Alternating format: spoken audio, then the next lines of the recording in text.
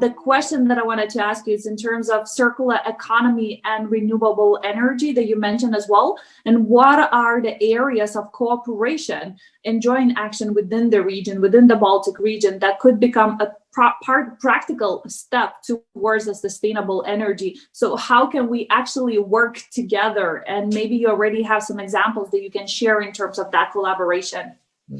Well, I think the textile project that actually was funded mainly from Nordic Council of Ministers is a good example. We had workshops in Riga, Tallinn, and Vilnius, and also I participated in some of them. And the textile sector is a good example that we have quite common problems. One was that a lot of reused or clothes for reuse purposes are imported to Baltics, especially to Estonia and Lithuania, and we have same problems when it comes to waste management, and definitely to have a recycling facility for one Baltic state would not work. So you need to look synergies and then let's see how we can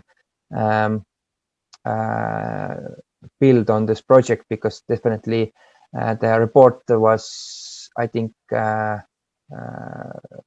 was available in the middle of 2020, so obviously it's difficult to start doing something, but textile waste is something we are targeting in new EU funded period as well. And the second thing is that this packaging deposit system, we are working with Latvia together, and as they are building up their own system and trying to find synergies, especially as the cross-border trade is happening, and especially we have, for example, Valga, it's twin city, two countries, but actually it's like one city together. So maybe we can find something there. But again, we are waiting approval or not approval for our project.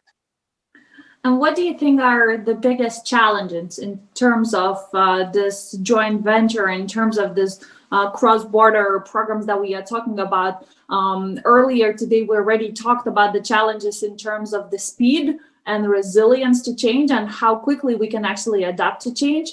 And I guess the second challenge that we keep coming back to is this behavior or the cultural change, or let's say perception management, in terms of how we are perceiving this green economy and collaboration and change. So what do you think are the key challenges in this area, and how we can tackle the mindset challenge, and how quickly we actually adapt to the changes that are happening? Well, the main challenge is definitely a convenience that where we are, it's much easier to do how we are used to do, and definitely the biggest challenge is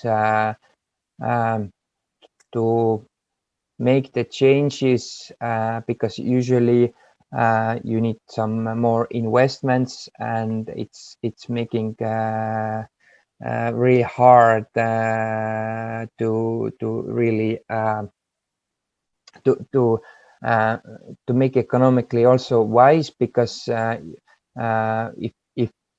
it's also maybe cheaper, or you don't see the economic benefit, like, for example, in 1 or 2 years, then it's much more harder to make a change, and then it's like a issue here that is it the consumer who has to demand, or is it the producer who has to act? And so it comes to down like one says, the second is responsible, and so on.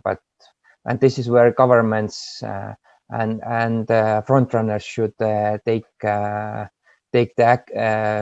time to act. Mm-hmm. Yeah, absolutely. I guess another thing, talking about the governments taking a responsibility and taking act, Can you drill a little bit more in the presentation that you made in terms of the price packages in the circular economy programs and what differences are in there, and for better understand the listeners on the call as well, the price packages for the economy programs that you mentioned in your slides as well? Well, like I said, the last EU period, we had 80 million for circular economy or resource efficiency and waste management to be exact. But we hope to have similar funds available for the new period. But as these are under negotiation, though, so we can't say up the sums, but at least we hope to see similar available funds.